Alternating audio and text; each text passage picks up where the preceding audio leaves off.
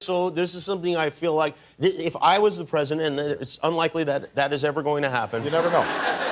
If I was the president... It was unlikely that I was going to be president. The moment I was inaugurated, my hand would just, it'd still be hot from touching the Bible, and I would immediately race to wherever they have the files about Area 51 and the UFOs, and I'd go through everything to find out what happened. Right. Did you do that? That's why you will not be president. Because that's the first thing that you would do. It's at the The top aliens of my won't list. let it happen. You reveal all their secrets. They exercise strict control over us. Now, you know, there are a lot of people that are going to examine your facial expressions here, every twitch, everything, and say, and of course, so did you look? Did you see? Did you explore? I can't reveal anything. Oh, really? Because President Clinton said he did go right in, and he did check, and there was nothing. Well, you know, that's what we're instructed to say.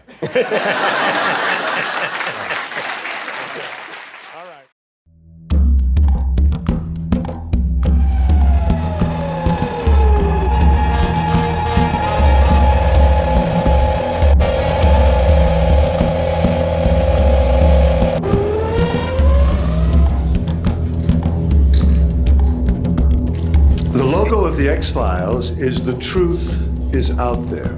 The truth is out there. I'm going to paraphrase. The truth is in here. We are here today to disclose the truth about a subject that has been ridiculed and questioned, denied for at least 50 years. The men and women who are on this stage and the some 350 additional military intelligence witnesses to the so-called UFO matter and extraterrestrial intelligence can prove and will prove that we are not alone. Full official governmental disclosure of an extraterrestrial reality has been the elusive holy grail of UFO research ever since 1947, the year flying saucers gained national public attention.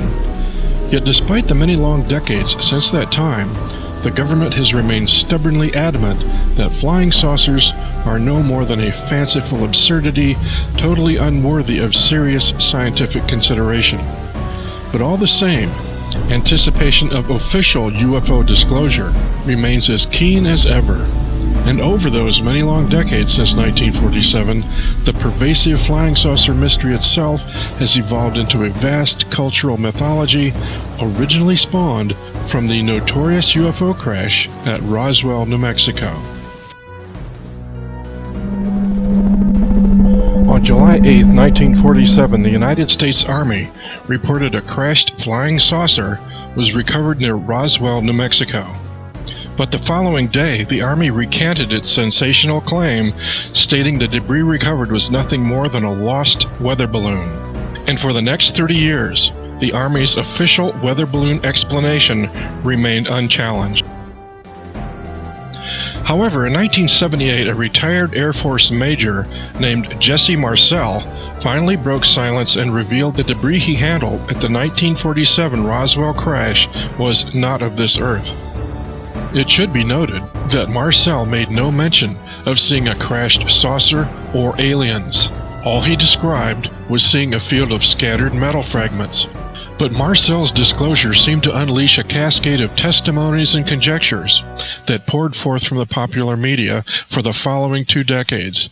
Tales of alien bodies, exotic technologies, and captured flying saucers have embellished Marcel's original account into what has become our nation's best-known UFO urban legend. And yet, despite years of high-profile media conjecture, what actually crashed in New Mexico in 1947 remains to this day a well-protected secret.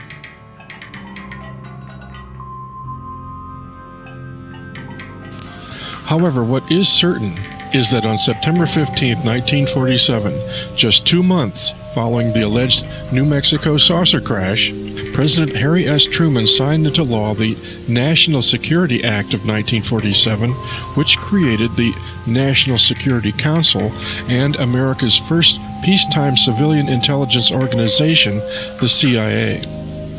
Unknown aircraft violating highly restricted military airspace in the American Southwest was an issue of unavoidable national security. New Mexico is home to advanced atomic bomb development underway at Los Alamos. Our first Strategic Air Command bomber group, the 509th, had just gone operational at Roswell, and south of Roswell, at White Sands Missile Range, our fledgling rocket design program was underway. As well, with the Roswell crash coming on the heels of World War II, suspicions of a Nazi connection to the crashed vehicle in the New Mexico desert was unavoidable. It was fully understood by military intelligence that the Third Reich was deeply involved in advanced weapons technology by the end of the war, which included exotic propulsion systems and metallurgy. Not to mention that virtually the entire captured German V-2 rocket program, along with its personnel, had already been transplanted to White Sands, New Mexico by the United States Army.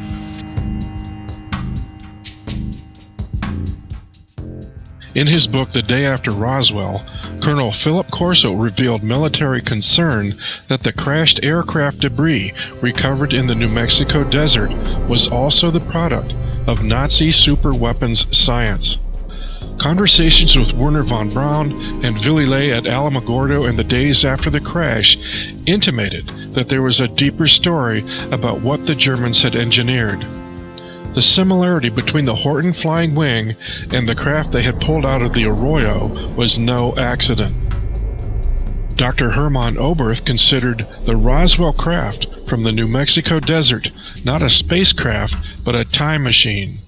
Therefore, perhaps the EBs described in the medical autopsy reports were humanoid robots rather than life forms, specifically engineered for long-distance travel through space or time.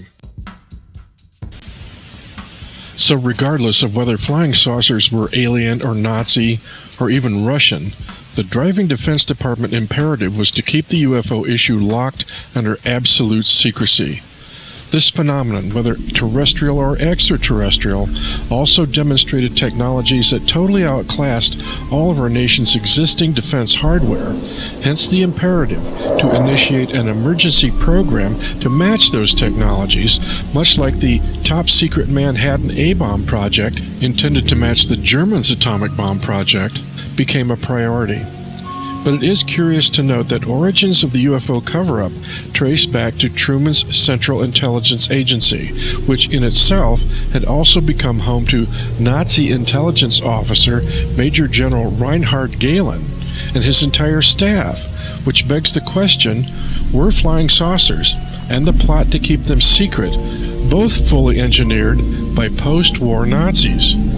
And was the CIA's subsequent UFO cover-up designed to create a space aliens diversion to mask secret Nazi technologies? Or had the Nazis themselves gained those saucer technologies through collusion with space aliens? Moreover, had those same space aliens secretly transferred collusion with Nazis to collusion with our own military-industrial complex.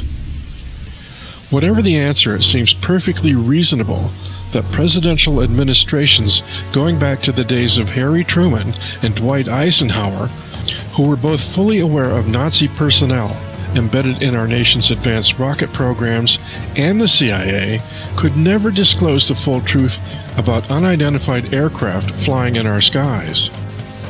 Consequently, the official UFO disclosure remains at a stalemate.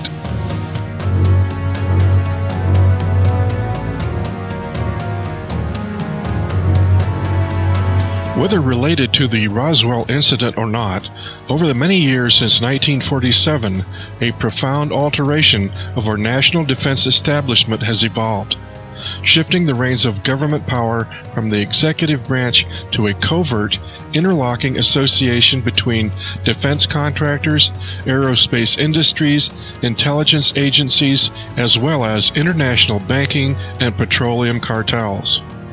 In 1961, President Dwight Eisenhower explicitly defined the growing menace of this military-industrial complex to constitutional authority.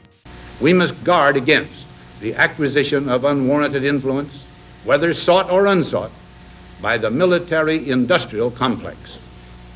The potential for the disastrous rise of misplaced power exists and will persist.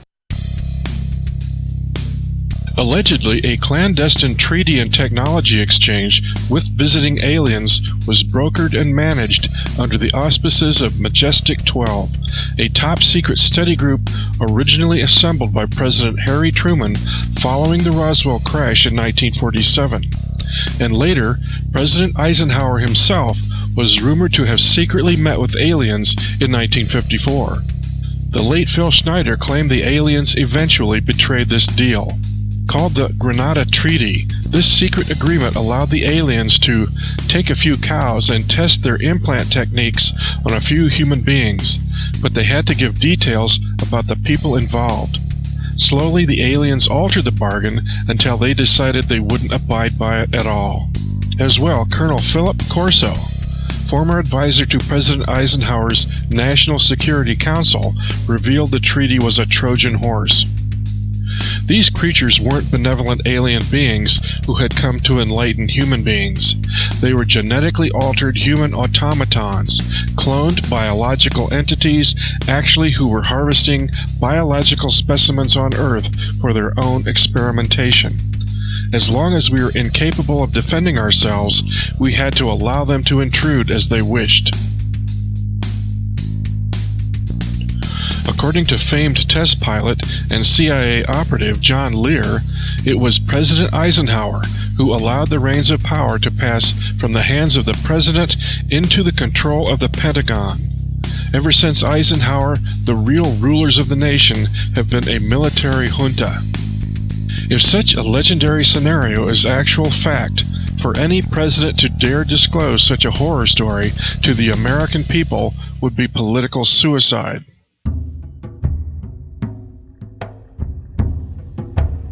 Consequently, the government has endeavored to make UFOs a non-issue by promoting a steadfast campaign of dour ridicule for the last 6 decades. Project Sign, Project Grudge, Project Blue Book, the Robertson Panel, and the Condon Report all maintain a consistent party-line posture that nothing out of the ordinary exists. We've been able to explain them as hoaxes, as erroneously identified friendly aircraft, as meteorological or electronic phenomena, or as light aberrations.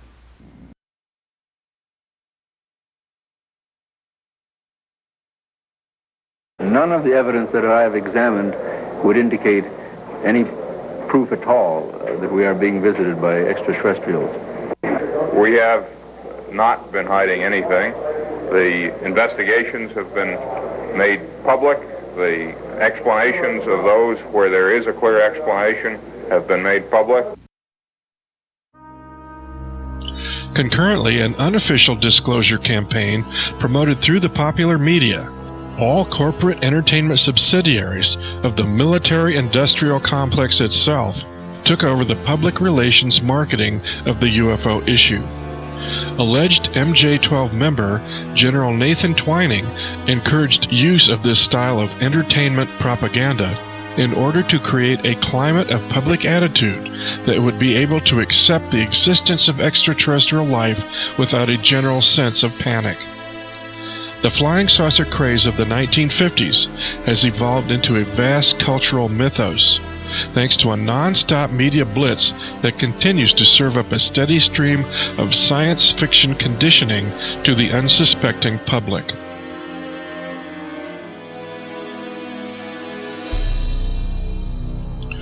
Of course, the best disinformation contains a measure of truth.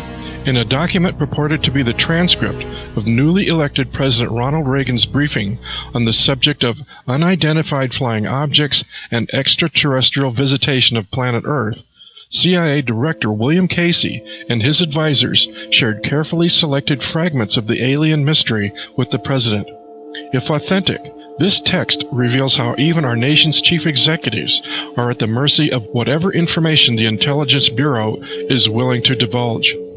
A CIA operative called the Caretaker explained to President Reagan just how the media was being used to carefully craft a public perception of the UFO phenomenon. Project Dove was a covert operation developed with a dual purpose.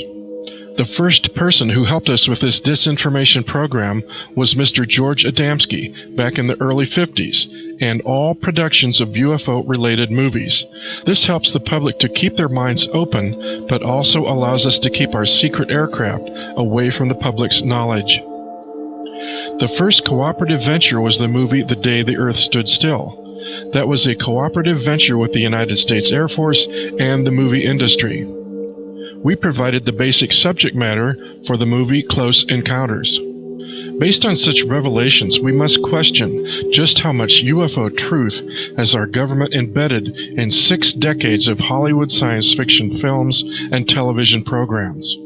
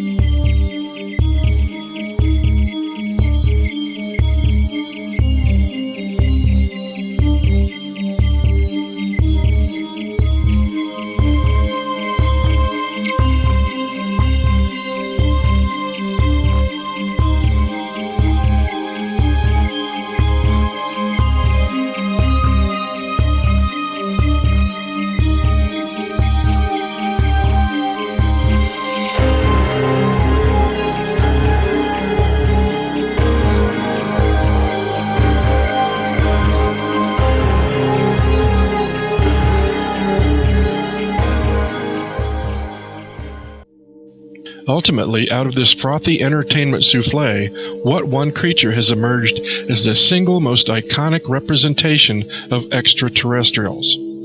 Worldwide, what creature is most instantly recognized as an alien space visitor? The unrivaled star, the unquestioned media darling to emerge from this marketing blitz has been the Zeta Reticulum Gray. Either by accident or design, the relentless insectoid stare of the Zeta Gray is everywhere, on book covers, coffee mugs, t-shirts, bumper stickers, and keychains.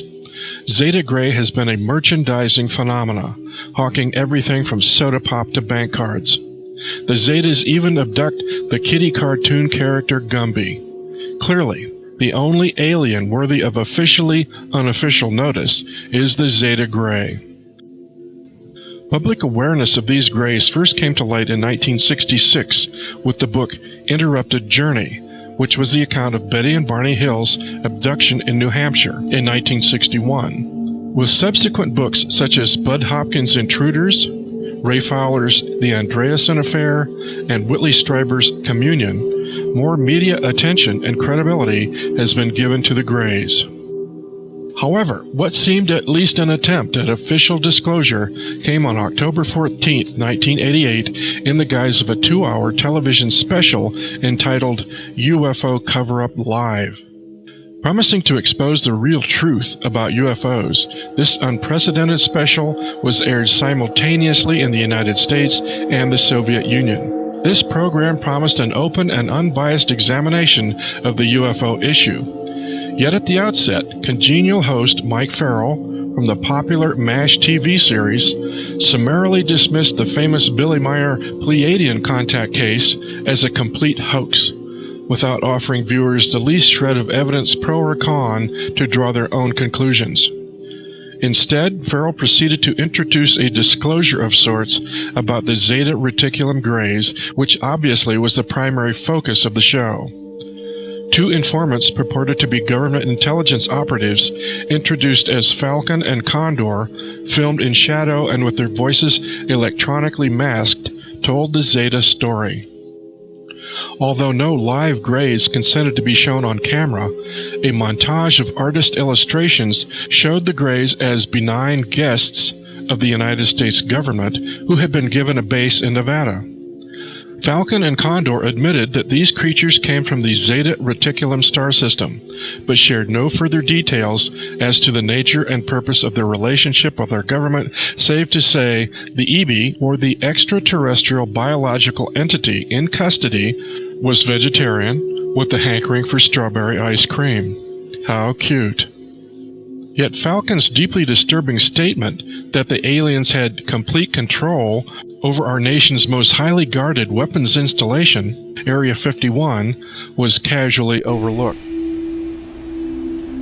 Now, Condor tells us about a deal our government made with the aliens. From what he understands, an agreement signed between our U.S. government and the extraterrestrials. And essentially the agreement says that we won't disclose your existence if you do not interfere in our society.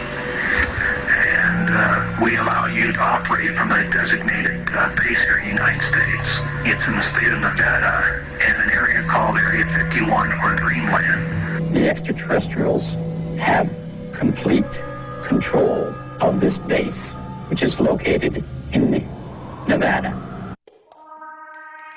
The simultaneous broadcast of this program in both the United States and the Soviet Union suspiciously demonstrated high-level government collusion in its production. Clearly, UFO Cover-Up Live was a commercial of sorts to sell the Greys to the American and Soviet people, with an obvious subtext that the Greys had favored nation status with our government's intelligence establishment. Curiously, much of the information shared by Falcon and Condor was consistent with Ronald Reagan's ET briefing from 1981. Despite earning dismal network ratings, this program was a milestone in UFO disclosure. However, whistleblower Robert Lazar, a physicist employed at Area 51, revealed in 1989 additional information that Falcon and Condor failed to mention, suggesting the Greys have had a long-standing proprietary interest in the human species. And there's a small segment of the United States government that makes scientific and technological judgments from a knowledge base that is not available to the general public. If the following information is true, the United States government also makes judgments on a historical, philosophical, and even theological level from a knowledge base that is not available to the general public. These are excerpts from some of that information. These beings said that they had been visiting Earth for a long time and presented photographic evidence which they contended was over 10,000 years old. There was an exchange of hardware and information in central Nevada until 1979, at which time there was a conflict which brought the program to an abrupt halt. These beings conveyed information about the capability of affecting the human brain to anesthetize the human body. This is done without any physical contact from a remote source. For this anesthesia to be accomplished, the brain has to be in a relaxed state similar to that required for hypnosis. If the brain is subject to any external stimulation like stimulant drugs or loud music, this manipulation of the nervous system is ineffective. These beings said that man was the product of externally corrected evolution. They said that man, as a species, had been genetically altered 65 times. They refer to humans as containers, yet I don't know what we're containers of.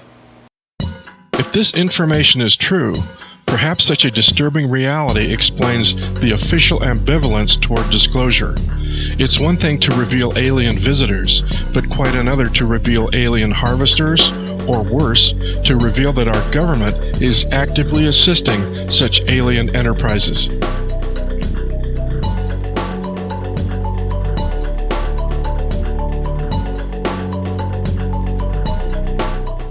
Another half-hearted soft-sell disclosure attempt in 1988 involved UFO researcher and former NASA missions analyst Bob Exler, who was approached to serve as consultant on a project called Cosmic Journey.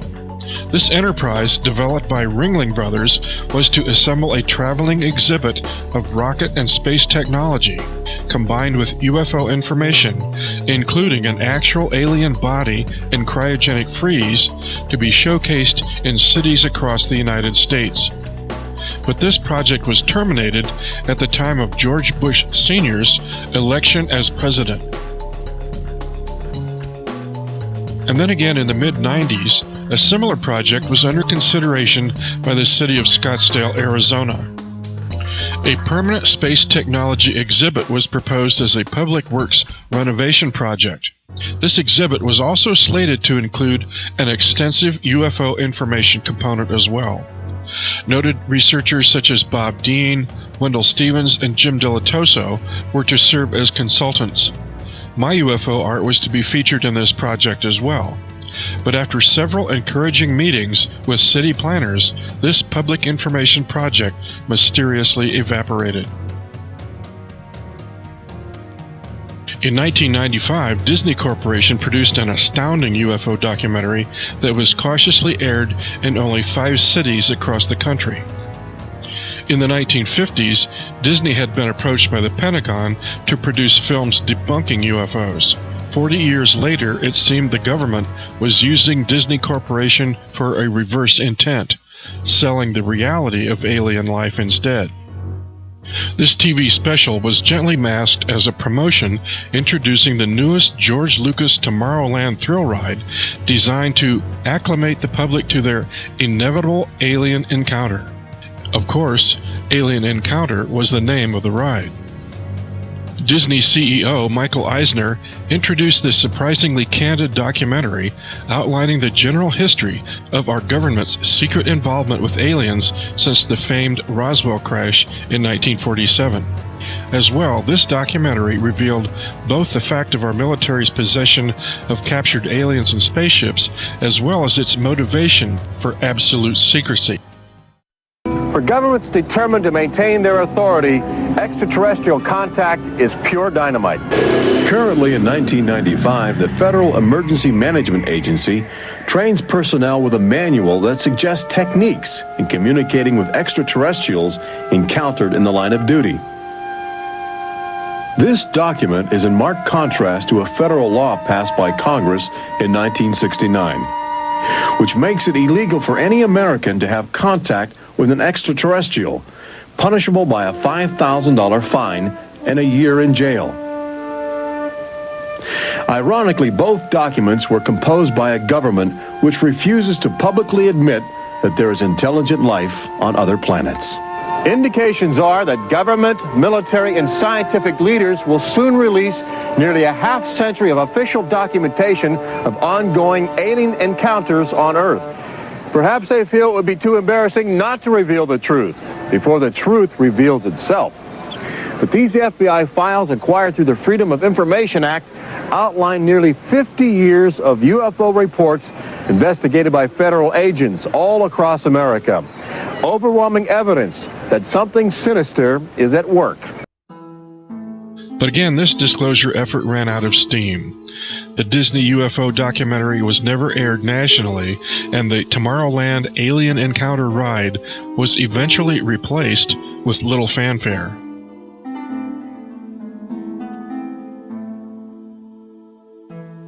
Meanwhile, serious researchers were discovering darker evidence revealing the gray agenda. Rampant reports of abductions and cattle mutilations continued. As an abductee herself, the late Dr. Carla Turner speculated, if we are indeed a multi-purpose resource for the aliens, one which they want to continue to use, could they be performing the various reproductive genetic procedures in order to make alterations in their livestock that better serve the uses for which we are harvested? In 1997, the nation was horrified by the Heaven's Gate mass suicide scandal in San Diego, where members of a UFO cult took their own lives allegedly at the bidding of gray extraterrestrials. Thanks to full mass media coverage of this debacle, UFOs for a time became a virtually taboo topic. Were researchers unraveling too much truth behind the ET enigma? Clearly, the danger remains that rather than simple conditioning to an ET reality, public perception can be steered or manipulated to benefit any number of covert agendas. The drift away from the benevolent alien scenarios to hostile invaders themes has become dominant in recent films, and none so explicit as National Geographic's television documentary, When Aliens Attack. Yet how can we hope to engage conventional defense tactics against enemy aliens capable of controlling our minds from a remote source, or who already have complete control over our nation's most sophisticated weapons installation? Is such spin cautionary warning of an impending war with ETs, or could it serve as a useful propaganda tool for a staged false flag alien attack to justify further need of the military-industrial complex? Vast monolithic defense industry conglomerates require vast monolithic military threats to justify their existence. Nobody ever got rich by profiteering from peace. The notorious report from Iron Mountain reminds us the existence of an accepted external menace, then, is essential to social cohesiveness as well as to the acceptance of political authority. The menace must be believable, it must be of a magnitude consistent with the complexity of the society threatened, and it must appear at least to affect the entire society. Have decades of popular media science fiction disclosure brought the population any closer to the truth regarding UFOs and extraterrestrials? Is the public really being conditioned or just conveniently befuddled? The primary motive for government non-disclosure of an extraterrestrial reality has been defined as protection of the existing political and economic order from collapse due to exposure to a more advanced extraterrestrial civilization. But does this rationale for non-disclosure actually provide a convenient excuse for decades of corporate and political abuse of power and wealth as well? Dr. Stephen Greer states, this cover-up, no matter how well-intentioned initially, got carried away with its own secret power. It abused this power. It has hijacked our future for 50 years. The reasons for secrecy are clear. Global power, economic and technological control, geopolitical status quo, the fear of scandal surrounding the exposure of such projects, and their behavior.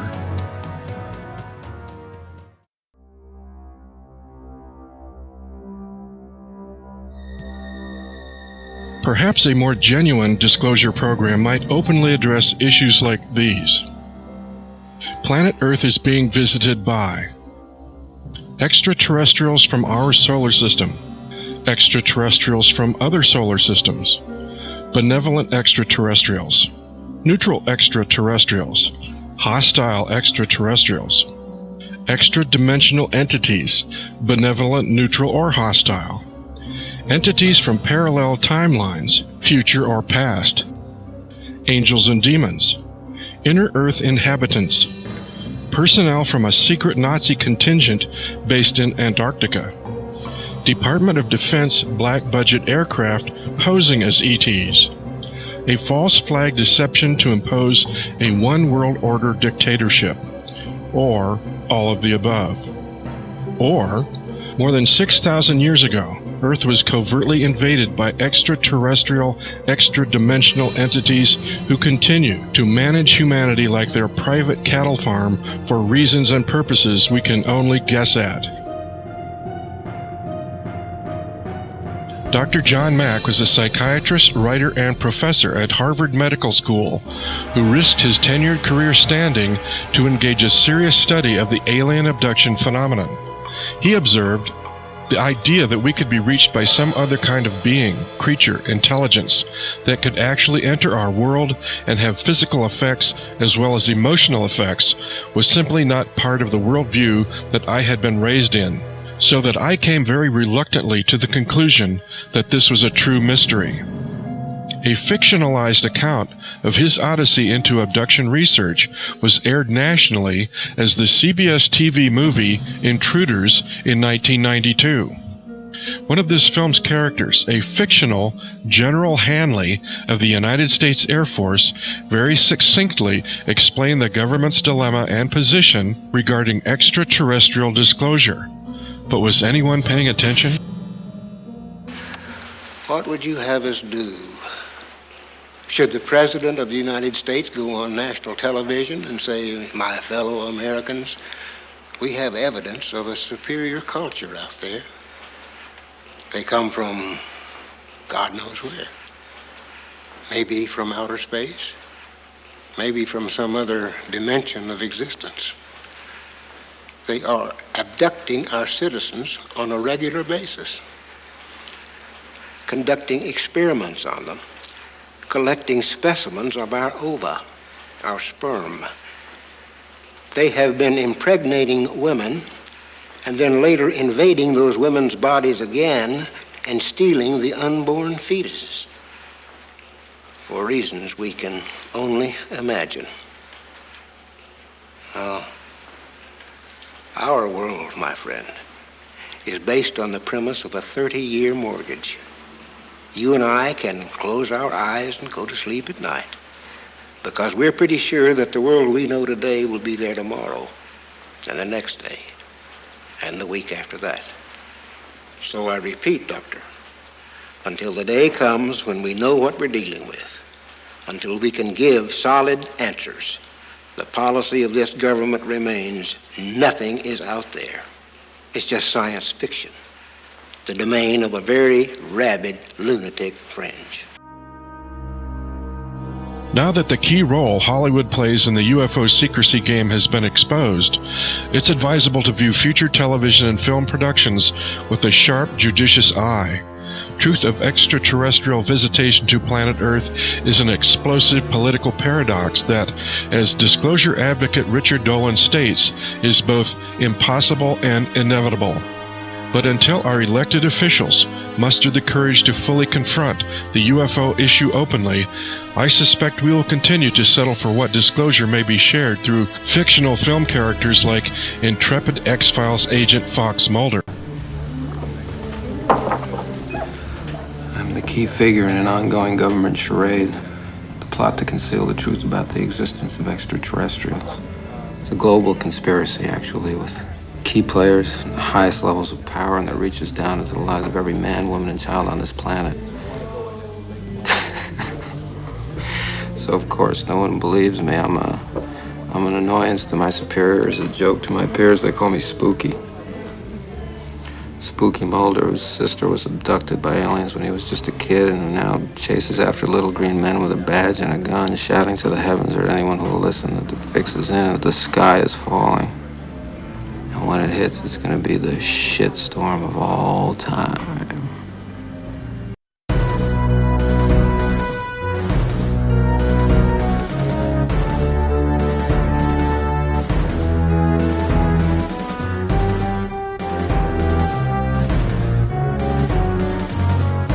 After World War II, much of our American science was preoccupied with advances in rocket technology for defense purposes and manned space exploration as well.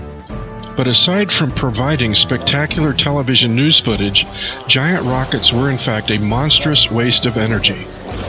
The advanced technologies discovered since the Roswell incident, whether German or alien or a combination of both, revealed chemical rockets to be clumsy, inefficient, and totally impractical for interplanetary space exploration.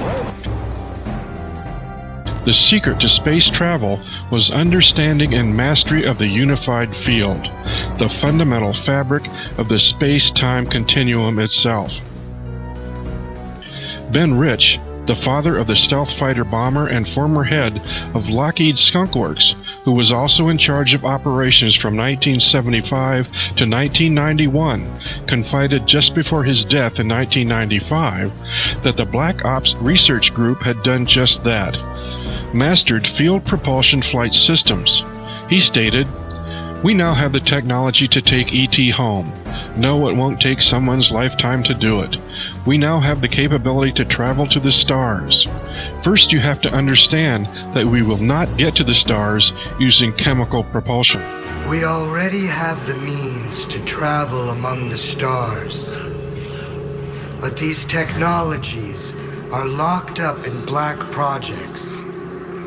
And it would take an act of God to ever get them out for the benefit of humanity. Rich further confided that linear space travel was impractical, but that all points in space-time are connected. Field propulsion systems can transcend linear time, making interstellar space travel a workable practicality. In the span of time from 1947 to 1995, alien technological realities, at first intellectually shattering, had, according to Rich, become workable scientific practicalities to terrestrial engineers.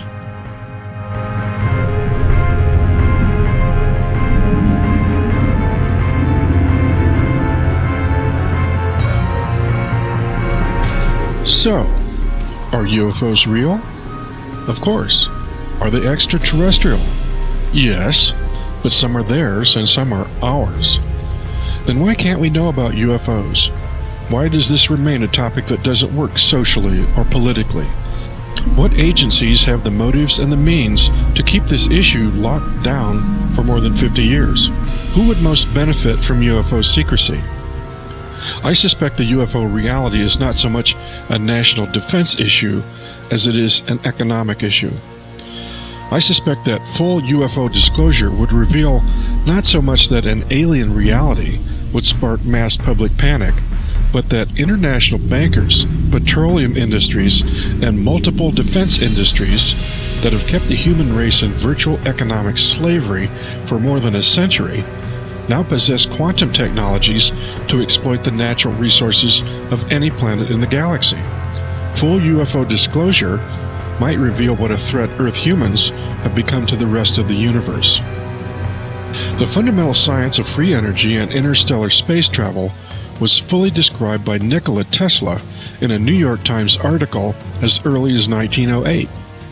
In 1995, aerospace engineer Ben Rich revealed defense contractors have since mastered those technologies, and in 2001, whistleblower Gary McKinnon revealed those same defense contractors have deployed their own space fleet called Solar Warden, a fitting name for guardians of a prison planet. The technological skill to fashion the very fabric of time and space into nuclear weapons can also fashion the means to deliver such weapons anywhere in the cosmos. And now these skills are in the hands of the most lethal predators on our planet, humans. The question remains, will extraterrestrial civilizations meekly permit Earth humans to exploit any planet they wish across the galaxy? Meanwhile, the mass media, which is owned and operated by the ruling elite, endlessly promote xenophobia, marauding aliens attacking the Earth. The truth may in fact be the exact opposite. The disclosure disconnect lies in the obsession to preserve the status quo of social stability. The national security state that sequesters these quantum technologies has become so far removed from mainstream Americana that it has evolved into a separate, high-tech empire unto itself, an elitist hybrid civilization literally disintegrated from its parent civilization. As well, spin-off technologies that could easily benefit the mainstream population continue to be deliberately withheld. So, more than culture shock of an extraterrestrial reality, the economic shock of disclosing free energy quantum technologies would likely precipitate a global meltdown of the dominating petroleum-based geopolitical infrastructure.